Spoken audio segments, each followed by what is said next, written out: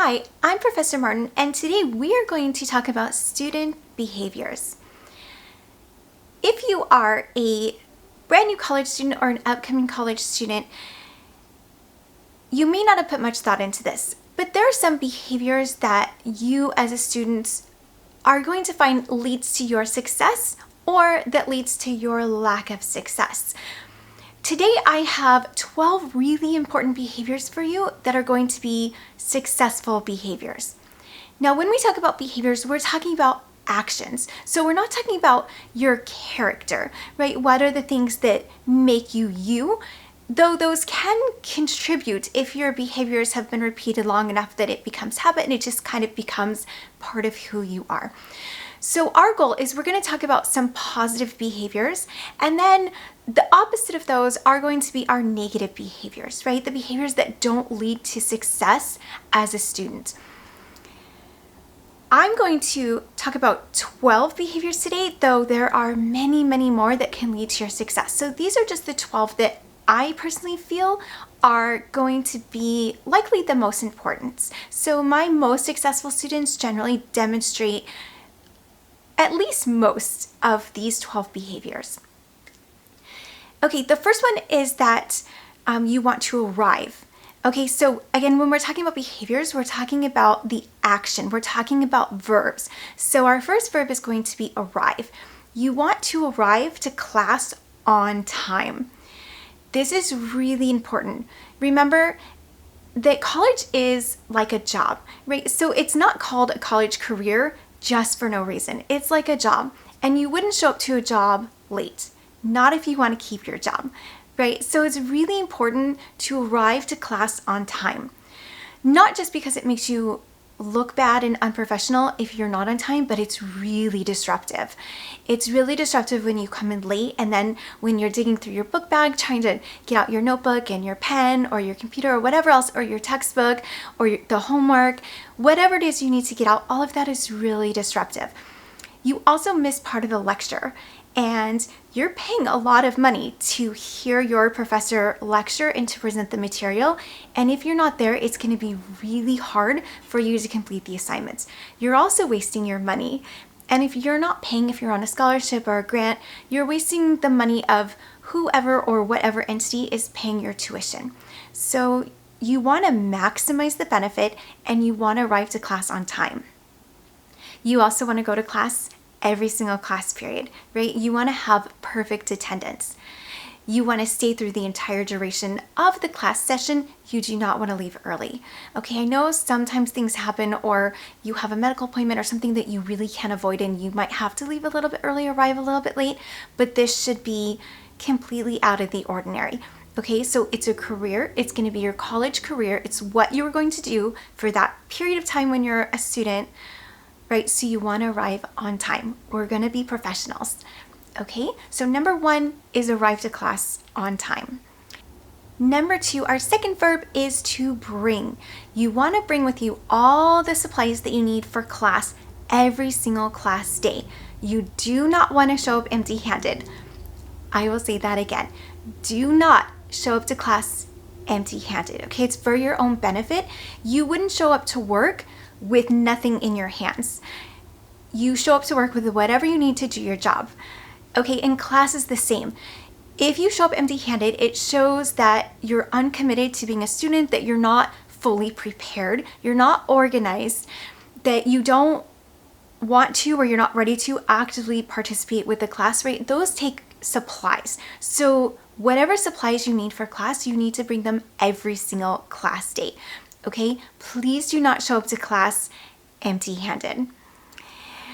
If you need help finding some supplies, there is a separate video on what to take to class with you. So if you need that, it's there, and it's a great video. Our third verb is to sleep. Not in class though. Not in class though.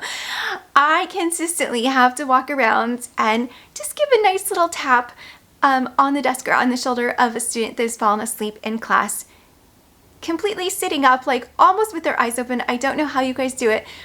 You want to get a good night's sleep the night before. Okay, if you show up to class and you're tired, you can't stop yawning, like it's miserable. we all know, your professor knows, right? We've all been students. Your professor has probably been a college student for at least 10 years, right? Like, it takes a lot of education and a lot of schooling to even qualify to apply to a professorship or to a teaching position.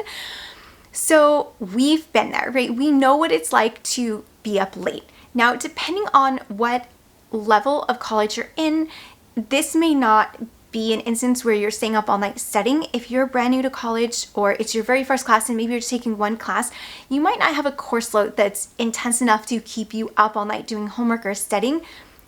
But the reason you're up all night doesn't matter. You could be playing video games, you could have a friend in town, you could have just gone out to the club. It doesn't matter. It doesn't matter why you stay up all night.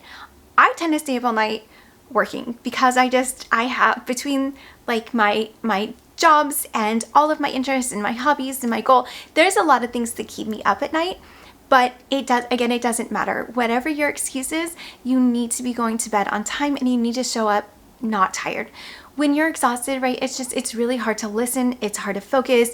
You probably don't care. Like, I've had those days where I'm so tired that I'm sure my face gives that look of, if you don't stop talking and like I'm going to lose my mind. Like, you're just too tired to do anything productive or to contribute, right? As a student, you want to be there and you want to be actively contributing to the class in a positive way and you want to be engaged, right? So for everyone's benefit, you need to be getting enough sleep at night. If you're a napper, I'm personally a napper, you want to give yourself time, even if it's a small nap, somewhere in the day to get a nap. If you have morning classes and then you have maybe a lunch break or a break anywhere long enough to even get 20 minutes in, a nap is important, okay? Like, it's important for me.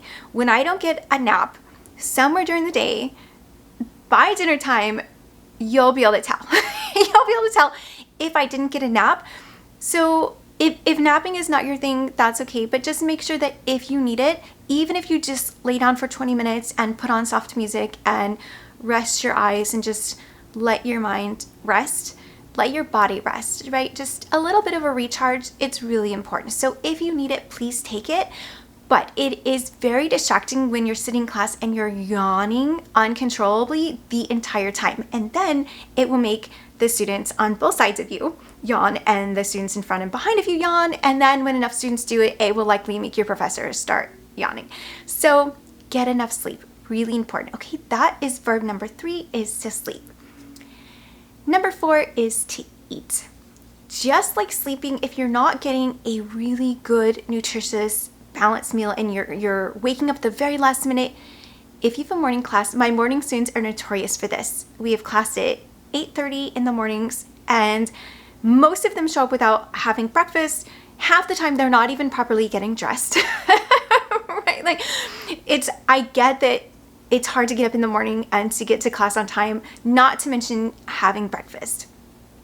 You don't want to be eating in the class, even if the school or your professor allows you, because it's really distracting, right? So we don't want to do anything that is going to keep our classmates from being able to fully listen and engage with the lesson, right? And a lot of times food is one of those things that is going to pull their attention away from the professor. So don't eat in class, but you do want to eat. Okay, if you're carpooling and you're not driving, maybe you can eat along on the drive to campus, or if you're on a bus, you could eat on the bus. If you don't have time to do it at home, just find some time before you get into class to eat. Okay, that's really important. And we want to be eating healthy meals, healthy snacks, not a lot of sugar. Okay, when I do see students eat, or if they're having a quick snack between class, it is just sugary junk. It is terrible for you, okay? So it's bad for your health, but it's gonna cause you to crash, okay? We don't wanna burn out. We wanna keep our energy high, so we want nice, healthy fuels with little to no sugar. Okay, so we wanna be eating. So our 4th behavior verb is going to be to eat. Remember, not in the classroom. No food in the classroom. Okay, number 5, we're almost halfway there. Number 5 is to focus. You want to be in class, you want to be fully in class, mentally, physically, you want to be there. You want to be engaged, you want to be participating, you want to be there. if you're actively listening and actively participating with the class, with your classmates, with the professor, with the material, you're going to learn a whole lot more. You're going to remember it, you're going to retain it. It's going to be a whole lot easier for you to do your homework. So you really want to actively be there. You want to focus, which means if your school does not prohibit cell phones in the classroom, if your professor does not prohibit cell phones in the classroom, which the school I teach for and in my class, there are no cell phones, right? We are not going to lose focus. We're not going to distract ourselves or anyone else. So even if it's permitted, don't take it or keep it on silence. Put it on airplane mode. The benefit of airplane mode is you're going to save your battery. It's your cell phone is not going to be constantly searching for Wi-Fi or connected to the Wi-Fi or connected to other apps. It's not going to be doing anything that's going to use a lot of battery. It's going to be sleeping. It's going to save your battery. You won't have to charge as much. You won't have to worry about charging your devices during class and then forgetting it. A lot of students do that. They'll plug their device in, their earphones, their cell phone, their laptops, and then they forget them. And then they leave, and I leave, and there's a class that comes in right after, and their electronics disappear. Okay, we don't want to do that. So if you take it, just keep it on airplane mode. Don't have it on the desk. Don't have it out. Don't have it easily accessible. Put it in your book bag, and your book bag needs to be off the desk, somewhere on the floor or on the chair next to you, not on the desk, right? We want to keep our desk clear with just our writing paper, pencil, textbook, anything we're immediately using. Nothing else should be on the desk. Okay, so number 5 is to focus. A great behavior is to stay focused. Not only is this great for class, but also we want to do this when we're doing our homework, right? And we'll get more into detail in that in another video, but focus is really important. It doesn't matter how boring your professor is, does not matter, right? All that matters is you're paying to get the wisdom, and at the end of the class, all that matters is that you have that wisdom. Okay, so focus no matter how dry it is, no matter how boring it is, no matter how unfunny your professor is, right? They're not there to entertain you. Just focus. Okay? Excellent. Number 6, our verb is to come. Come with your homework. Come with your homework. Now, most of us are uploading our homework digitally. At the school I work for, we use Canvas. So my students upload their homework into Canvas before they come to class. Our homework is always due the night before class because you don't want to wait until the last minute, right? So homework being due the night before is at least helping you out a little bit with your time management. Don't try to cram it in right before class. Even if your homework isn't due the night before, do not wait until the morning of. So many things can happen the morning of, especially if you're not a morning person or you're not really highly organized. Though if you were highly organized, you would not be waiting until the morning of to do your homework. Okay, so come with your homework.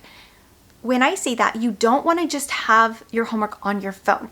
If you have to pull out your phone to retrieve your homework, you're opening yourself up to distractions, right? And then you would not be able to do successful behavior number 5, which is to stay focused.